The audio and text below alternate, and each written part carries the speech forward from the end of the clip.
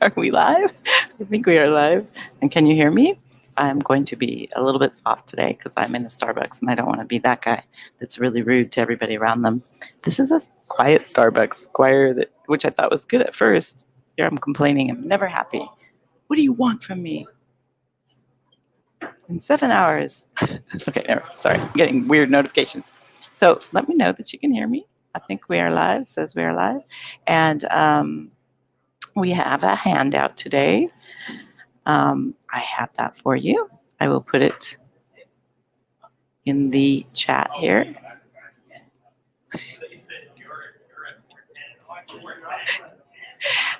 I'm having some technical problems. I'm sorry. Okay. Here we go. And I can't still, since nobody's found me yet, it's making me wonder. Okay. I see that one person has found me. Hello. 2 people. Hello. We are there. Good. Okay. I wasn't sure if it was working correctly. So, did you hear that? Could you hear that? Can you hear background noise? Is it bad? Can you hear me? Hello? Bueller. So today we are talking about, turn my dings off. You should too. Close those tabs. If you saw the email, hi there, Baz Girl 77. Who are you?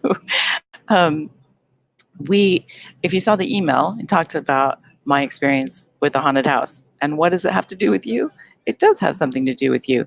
I'm not going to go too much into that story other than to say this was an experience where we, hi, Bonnie, because someone just walked by and said, we're addicted to the internet. That was kind of funny while I'm on the internet. Hello from Texas. I ran this haunted house, and it's kind of a long story. If you didn't see your email, read your email, and I can tell the whole story there. But we basically, Doug is here, hooray! Oh, and just, FYI, last Friday was Doug's birthday. Just everybody. So let's do a whoop, whoop, whoop to Doug, and hey, Joy, to happy birthday to Doug. Woo! We didn't have a session that day. I'm not going to tell him the whole story. I have a Doug birthday story, but I won't. So, yeah, the haunt was awesome. And when we first started this, it was like a nonprofit. I grew up on the carnivals, so I have a lot of experience. My father hitched the spook house to the family RV, packed up the kids and the dog, and off we went. And until I was about 7 years old. So literally, like, until I was a baby, my brothers did it. I have older brothers, and they did it for many years before me. So yeah, some birthday love for Doug. And so we had this kind of haunter thing in our blood. And so we traveled the carnivals. We had Pirates of the Caribbean and the Disconnected Lady, which was a attraction where the head of the woman was on one end of the room and her body was on another end of the room, and you could ask her questions, and you'd say, like, "Can you wave?" and the body would wave. It's all done with mirrors. So we had kind of illusions and odd things. And in the email, there's a picture of me on the carnival as a 5-year-old. And so years later, my brother and I, and Doug was involved with everything I do. I'm like, "Hey, Doug, guess what I'm doing now?" So we decided to do this as a nonprofit thing. It was awesome, actually. It was called BOO, Building Occupational Opportunities. Oh, good. I'm just checking to make sure the person next to me has headphones on, so I know I'm not bothering them. Or he put him in because he was like, "Oh, she'd shut up." I was a carny kid. Yes, I was. The phrase that you heard often in the camper as we'd run out to the Midway, which is where all the Midway is the area of the carnivals where all the rides are. Eat something healthy, get a corn dog. That's my family. So we put this haunt together, and it was a nonprofit. So we had to beg for venues to help us out and let us have the haunt in their venue. And so we had a museum that said, "Yes, you can be in our venue." And then a couple of days, like literally, I want to say, I already had the fire inspection. So it would have been like 4 days, 3-4 days before not even that. It's like really soon before we opened. They were like, "Oh, yeah, well, we kind of booked double." Yeah, yum. We kind of double booked it. You can't do it. You can have it in half of the place, but you need to take the rest and throw it out on the front lawn because there was a door to the other half where you could connect it. And we were like, so we'd already advertised. For the first time, we had tried to be on Groupon and all of that, and we I don't think we had done Facebook yet. We were just kind of getting started in Facebook. And so that's how this all came about, was me learning Facebook and then realizing there's a whole online world out there and then being like, oh, we should do readers. So so actually this story led to Hollywood Gatekeepers eventually, because the haunted house is what led me to doing Hollywood Gatekeepers, is discovering that you could do things online, and then actually Doug coming up with the idea that we should teach people how to be readers online. So cool, right? I mean, so this story actually led to that eventually. But so we're trying to figure out what to do, and we thought, well, let's just we'll just slap a maze together on the front. People love mazes. We'll just build walls, and we got someone to donate walls. My brother's a contractor, so he's hammering walls. We got volunteers. We're like desperately putting these walls together, making sure that we could cover where we wanted. And here was the big problem. There was a huge tree right in the middle. So we had to work around the tree. And so time's a wasting. We could not get the corners to come together because the ground was uneven because of the tree. And we were so frustrated. And so the day we're opening, people start literally lining up to come in. And we're like, we can't get it to come together. So finally we were like, kind of looked at each other. We're so exhausted. We've been working 24/7, and we were like, forget it. Just let them get lost. Whatever. They'll figure it out. They got so lost. People would get in there and they get so turned around because it was dark that they'd come back out the front door again. And then people waiting in line would see them coming out the front door, and they'd be cracking up because they'd be like, wait a minute, how did I get out the front door again? That became the whole theme of our haunt. It was a motel theme because we're in Anaheim, so we're kind of making fun of the whole motel theme park stuff. And so we called it Motel 6 Feet Under, check in and get lost. We doubled down on that idea, and that became what we were known for. We won all kinds of awards for it. It was like really super duper cool. So we had a very specific outline about how that haunt was going to go before that night. Like you should see our blueprints like crazy. Did it matter? I think the blueprints were good. The blueprints made it possible for us to throw up that maze because we knew where everything else was. I mean, it was a blueprint, but letting go of the blueprint became equally as important, which leads me into last week. I went to a panel, which was phenomenal, that included Oscar-nominated writers. And the question arose, do you do outlines? And it was really interesting, the different ways that writers come to their stories. Hold on one sec. Okay, wanted to clear my throat and didn't want to do it, so I turned the mic off. Little behind the scenes. So I have a handout for you today. I'm not going to make you opt in for it because most of the people that come to this are already on our mailing list. So here it is. Oh, that's not it. Try that again. Where did it go? Well, it's hollywoodgatekeepers.net/write. It's pretty, here we go. Hang on. I'll get it for you. And I will show it. So there is a handout because what I want to do is take you through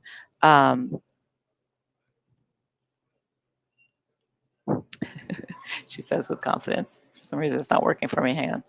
I want to take you through different types of outlines. So hold on, I'll grab it. So let me give you this link and you let me know if it's working for you, because for some reason is it Mercury retrograde? It's not yet. Having some tech issues. I'm trying to be quiet. So there's the URL, if you can't see it. It looks like it's only showing on YouTube. So someone who's in the Facebook group, because I see that people on YouTube are getting it, but so if you're on the Facebook group, it's hollywoodgatekeepers.net/write. So perhaps, Joy, could you write that in the chat, please? So that you can grab that. And then just in case it's not working for you, let me grab the actual handout. So I wanted to walk you through the different types of outlines. So tell me in the chat first, if you're say if you're a writer, and then say if you use an outline. Do you use an outline? We are currently in the middle of Finish. Some of you are in there where we're helping people write their first screenplay. And in Finish, we show you how to do an outline, but it doesn't mean you have to. So it was really interesting because they started with the two women that wrote Booksmart. Sorry, don't multitasking is not I don't recommend it. Outline of your outline. Here we go. Okay, I'm going to grab this more complicated link. So let me know in the chat if you're able to get the handout. So I'm going to post it in the comments. And also, Joy, I'm going to text it to you. She says with confidence. Or maybe I'm not. So that you can post it, because I can't, from when I'm using this platform, I can't post into the chat. So I just texted it to you. So let me know if that works here. I could see the people again. It works in Facebook, but not necessarily, I mean, in YouTube, but not necessarily on Facebook. So I'm going to walk you through the different types of outlines that you can do, you know, when you're trying to figure out what your screenplay is. So do let me know in the chat if you do write. Are you a writer? And if you do write screenplays, do you use an outline? So it was really, so Richard, hi Richard, nice to see you here. So Richard does outline, awesome. So Joy just put in the chat, I did, because I'm not sure the Hollywood gatekeepers /write, it wasn't clicking for me, so that's why I want to make sure you actually have the handout as well. So it's either Hollywood, what it's there on the screen, you should be able to see it on the screen. No? Hold on.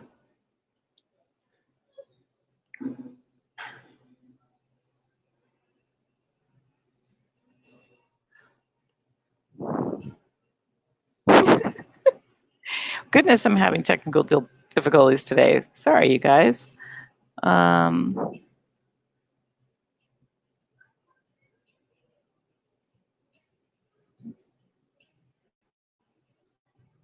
Okay. So there's the URL. And if for some reason that's not clickable, in the chat, Joy put the clickable link that goes straight to the handout. So I'm going to go back to the chat so I can see what y'all are saying. Awesome. So URL is above. Thank you. There we go. So yes, there's more writers saying yes, they outline. Awesome. Cool. So yeah, go ahead and use that and actually, oh no, I can't. Thought I was going to be able to fix it, but I'm not going to make you wait for that. So let's go ahead and look at that. And actually, you know what I can do is share my screen. Because it's so fancy. Let's do that. Then we can go through it together. See if this works.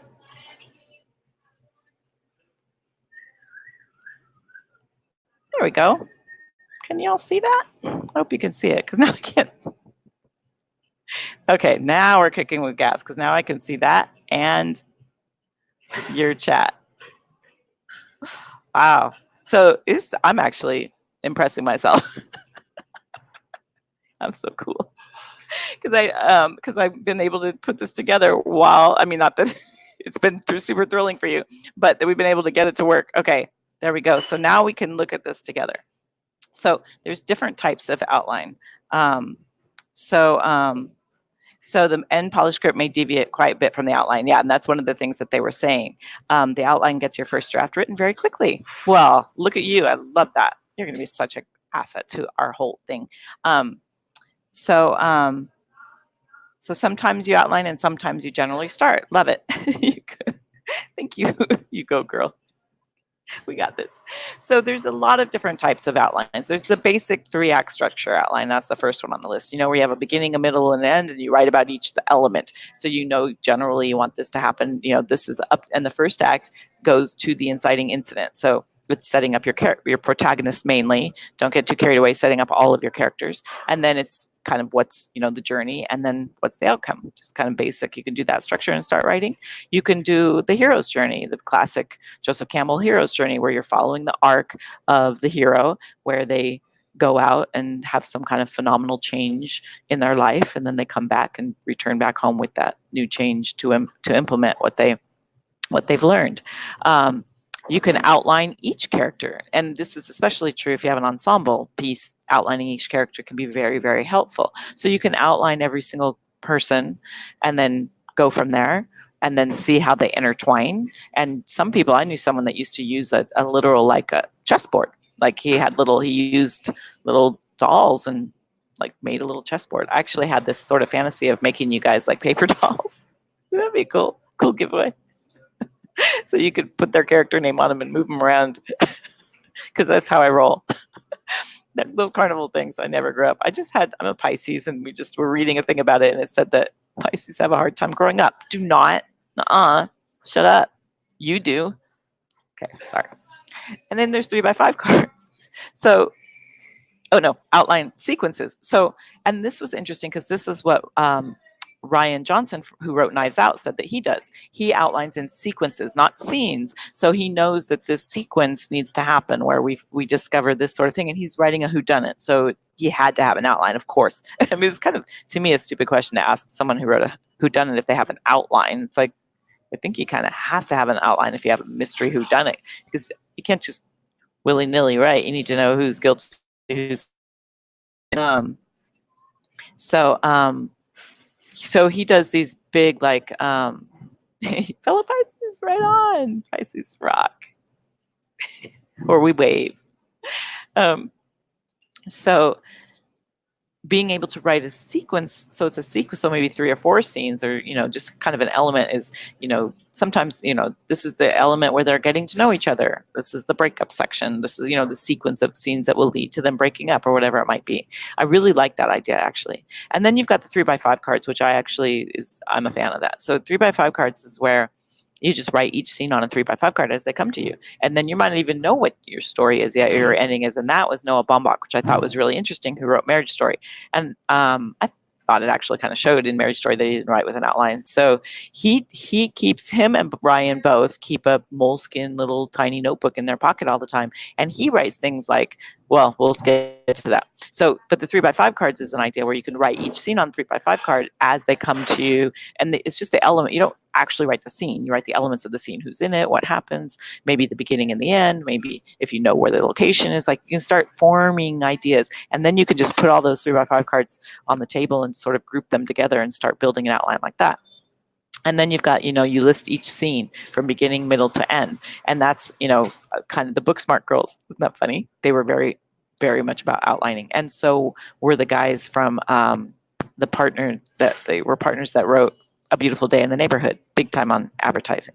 So also you can do it where you just know the end. And that's, Doug and I do that often. When you're writing with a partner, I think it can change things a little bit because you are reliant on each other. And so having an outline, and that was what they were saying with being partners with A Beautiful Place in the Neighborhood, they called it Zamboniing, which I loved. So they were saying like one guy skates across the ice and then the other guy comes back behind him with the Zamboni and cleans it up. And then someone else skates across the ice and then someone else cleans it up.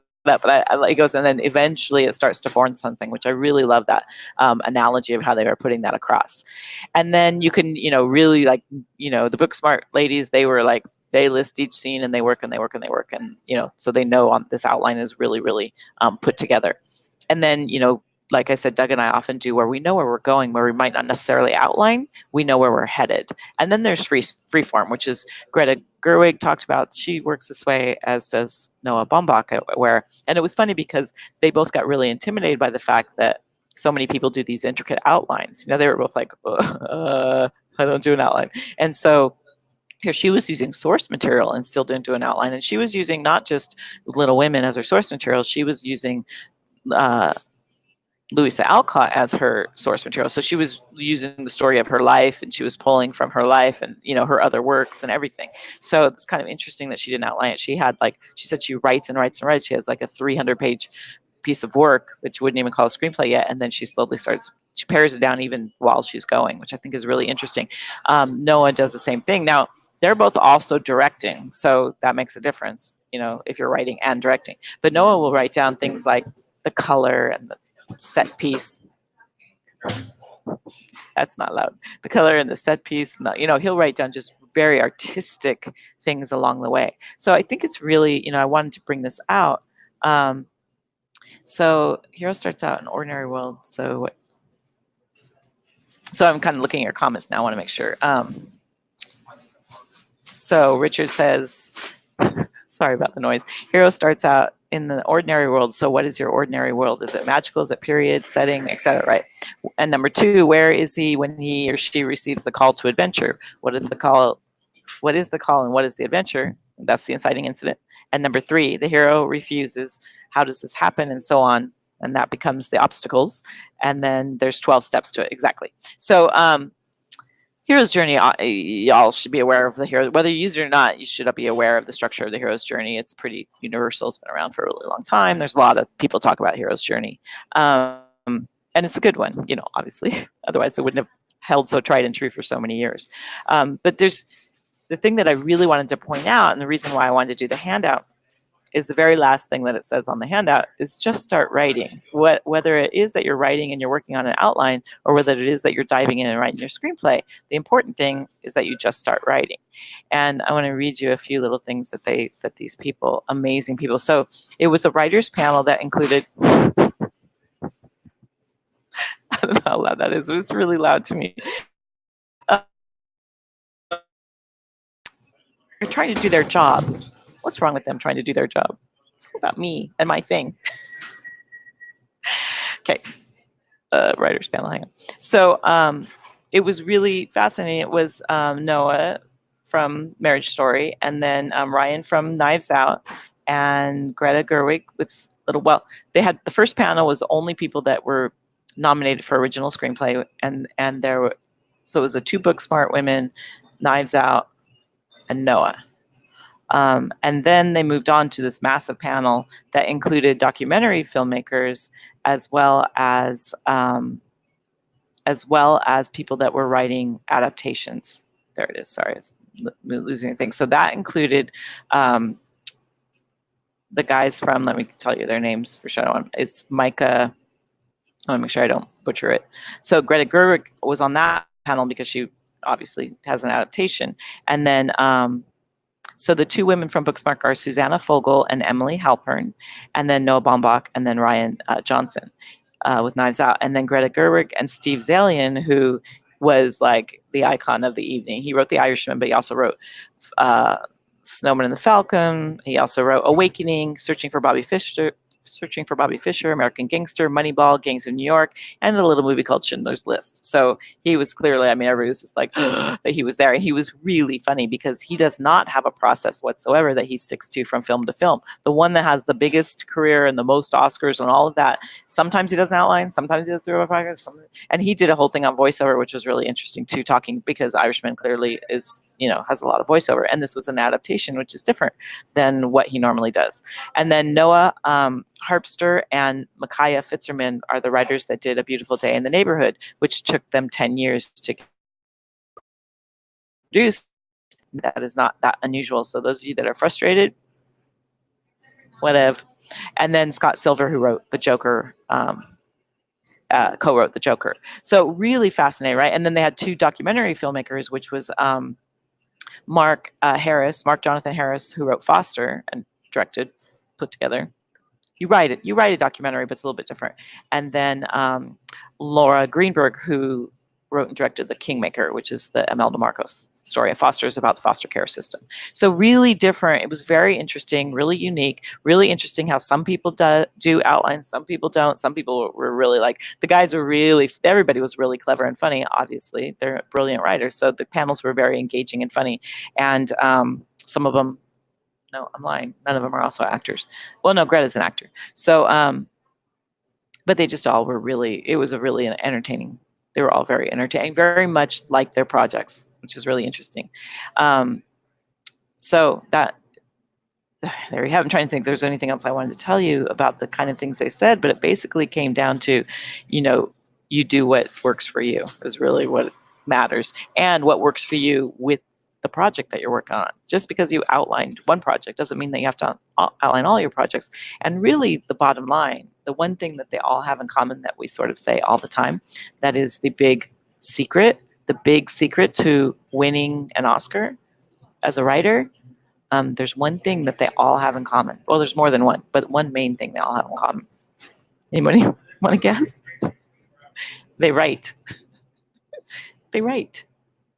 most likely they write every day. Wouldn't surprise me if they write every day. They certainly carry notebooks around. Most of them carry notebooks around with them. But they just write. They sit down. They were talking too about sometimes an outline could trip you up because it'll make it to where you are sitting and outlining. And it was so cute because the two women from Emily was like, and then so that way you can, you do your outline on a Friday night, and then by the time you're starting to write, you know that you've got your outline already. And then her partner Susanna turns to her and goes, "Is that what you do on a Friday night?" Which is so funny because that's basically the two girls from Book Smart. That's how they talk, and just how they talk to each other was really, really cute. And I really loved it. And just how easily intimidated they were. I mean, the conversations that they had were just like the conversations we had, where some people really kind of have a handle on what they're doing, and some people are like, "I don't know what I'm doing," and yet they're all Oscar-nominated people. So I just wanted you to step into that. And we're also doing a podcast episode for the Oscars that I think you'll really love. That's the Oscars and you. Like, how does it relate to you? And I really think I'm super excited about it. I think it's going to be really cool. And also, the masterclass is coming back. Woohoo! So our first masterclass will be on February 8th. So you should see in the next couple of days, you'll start seeing registration links so you can sign up. So if you have not taken the masterclass for the screen reading program, definitely dive on in and do that. It's all new masterclass. Been rebuilding, regrouping. My word for the year when we did our 2020 vision planning, my word for the year is systems. Ask Doug. Ask Joy. We are putting systems in place. And so one of the things we kind of redid was the webinar, the masterclass. So it's going to be really fun. I'm really excited about it. Actually, I was a little bit like, because it's all new, but now I'm just, the more closer we get, the more excited I get. So it's going to be really fun. So like what Doug's saying, if what you're doing isn't working, just try another plat. The freaking tree gets in the way. Freaking tree might be the answer. We were so frustrated, and we were so like, look, I mean, literally, I'll never forget like the look on my brother's face. Like, we're both we're dirty. The haunted house is a dirty business, like literally filthy business. Wait, like actual dirt. Very nice people, but we were filthy all the time. And in one of the venues that we got donated, it had been a warehouse where there had been a fire, so everything was covered in soot. And we had to clean it out so people could walk through it and not come out covered in soot. That would be like, you'd have to pay extra for that. So, systems, and I mean it. So there you have it. So systems are really good and can create a foundation, but at the same time, you got to go with the flow, and you got to try things, and you got to be persistent. And that's our whole thing, is that we live in integrity, that we're honest. And someone just joined today. Are you guys a scam? As they asked to join the group. I'm like, come on in, come on down. Just get to know us a little bit. We're not a scam. We really are trying to help people. So it is like living in integrity, having fun. It's supposed to be fun, right? I mean, that we're here right now. I always say this, but life is good if this is how we're spending our day. And then even our half hour, 32 minutes. This is awesome. And then persistence, being persistent. That is the key. That's what it's all about. So go start your outline, or not. Go do it, or don't. Got it? You ready? Okay, go write your screenplay, and we will see you on the flip side. We'll see you next week. You guys are the best. Thank you. We'll talk to you soon. I don't want to leave. We'll talk to you soon, guys. Thanks for coming. We'll see you next week.